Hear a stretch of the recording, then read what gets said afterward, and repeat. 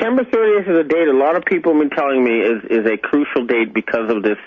Apparently, the BIS, the Bank for International Settlements, which is based in Switzerland, which has always been known as headquarters central of the secret government, has split with the Bush faction and the Nazi faction that they control the UK, Canada, and the United States and Australia at this point. So you feel like the continuity of government program, the shadow government, bunker government in this country has now parted ways with the Bush faction, even though in the 80s, George Herbert Walker Bush is the one that restructured the entire COG program through the National Programs Office into CIA, FEMA, all these other agencies, and it was really the birth of the sole source contract, only instead of actually just, putting it out there like Halliburton did, it was kept under wraps. It was really a beginning of a new era of black ops, and you're saying now that faction is out because they've just been too outlandish in the last 8 years?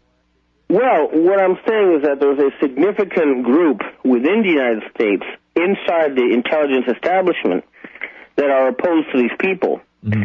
And they're very concerned. They've been telling me that they have either arrested or killed 20 Air Force generals in the past month. And they're worried about a similar purge at the Pentagon.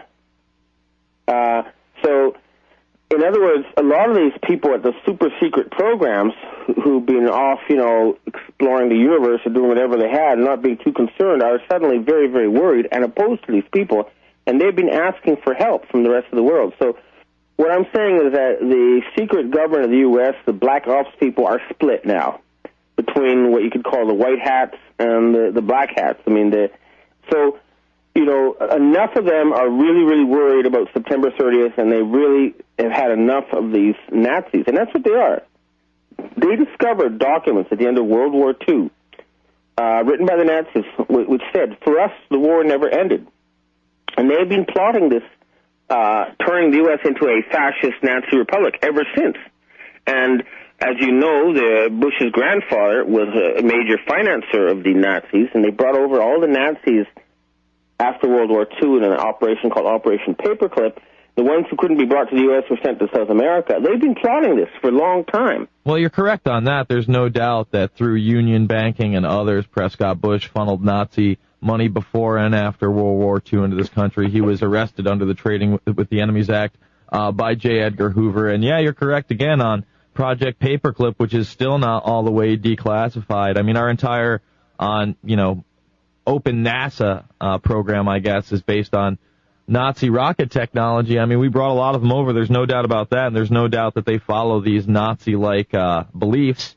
A lot of them come out of the School of Skull and Bones, where they literally eat off of Hitler's silverware. So, I don't really put anything past these guys. I just, obviously September 30th is not that far away. We're talking about a 2-month, not even a 2-month, a 1-month time frame here. Yeah. I mean, the good thing about having this date is that it's a clear measure. I mean, indicator. Like, it's not something vague, right? But the same people have been warning me since last summer. Basically, last summer there was, you might recall, constant sort of screaming about Iran, and they were stopped by the people in the Pentagon from attacking Iran. And now they're still trying to provoke something, but this time it's with Russia. But I believe that there is actually a majority in the CIA, the NSA, all these black ops people who basically are sick of these Nazis. So I do believe that there will be a coup d'etat against them. And that's the people who've been contacting me, who want to stop these people before they do their crazy stuff after September 30th. So do you believe, you don't even think there's going to be an election this year then? Well, it all depends. I mean, apparently the United States is in a very deep financial crisis, and the people who caused this crisis, who bankrupted the United States, do not want an election. They want martial law. They want to put Chertoff in as a dictator, and they're looking for an excuse. And if these people are allowed to get their way, there will not be an election. But if the majority within the intelligence communities and the Pentagon and stuff stop them, then there will be an election, and eventually we'll have these people arrested, and there will be, the brainwashed masses will finally be given access to the truth. Well, my worry is even with an election, I don't see Barack Obama saving us, man. I see him as another side to the same coin. I mean, he went down to Bilderberg right when it happened. He snuck away from the press corps for this. He's got Brzezinski, or had Brzezinski, on his team, of advisors. I think he's slick. He doesn't really say a lot. He seems to toe the party line, and I feel like he wants expansion in Eurasia. And his speech in Berlin was downright scary, where he said that the global citizen would be expected to do more, not less, in the future. Well, he's definitely a hired actor reading a script. Now, he works for the left wing of the CIA, which is the people under Brzezinski and their crew. But I don't think, in the end of the day, it really matters, because the U.S. is no longer going to be able to call the shots. You see, the reason why the U.S. is over or finished as a superpower is very simple. If you look at history, any superpower that relied on debt ended quickly. The Spaniards, their empire was based on debt, and it collapsed. The Swedish empire was based on debt, and it collapsed. The United States has been asking the rest of the world to finance them for 40 years. Now, there was a long time when they believed the U.S. was a benevolent force. They liked the Americans, and they were happy to pay for them to be the world's police. But that situation has ended. They don't want to keep financing these people because they have become the world's number one source of terrorism. I mean, the United States is a rogue state. That's how the rest of the world looks at them. And they're saying, why should we finance these guys when they're out there creating diseases? They're creating fake terrorist crises all over the world.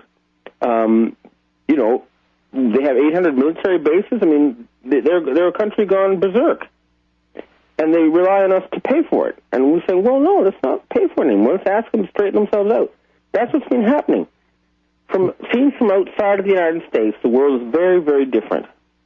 You know, the only problem with that is, and I totally agree with you, that obviously the world no longer wants to finance that, is that we now live in an age which is very different than 50 years ago. I mean, our military power has really surpassed that of anything that has come before it. And like you said, we have private mercenary forces, and we also have a lot of technology at our disposal that other countries do not. Obviously, Russia is a nuclear power and would give us a run for our money, but I don't see much of Europe being able to give us a run for money. I'm not even sure that when it all comes down to it, someone like China could give us a run for our money. I mean, I'm pretty scared at what these people will do when their back is right up against that wall and there is no more funding and there is that threat that they might actually have to go to an international tribunal. Will they just pull out all the stops with their military power?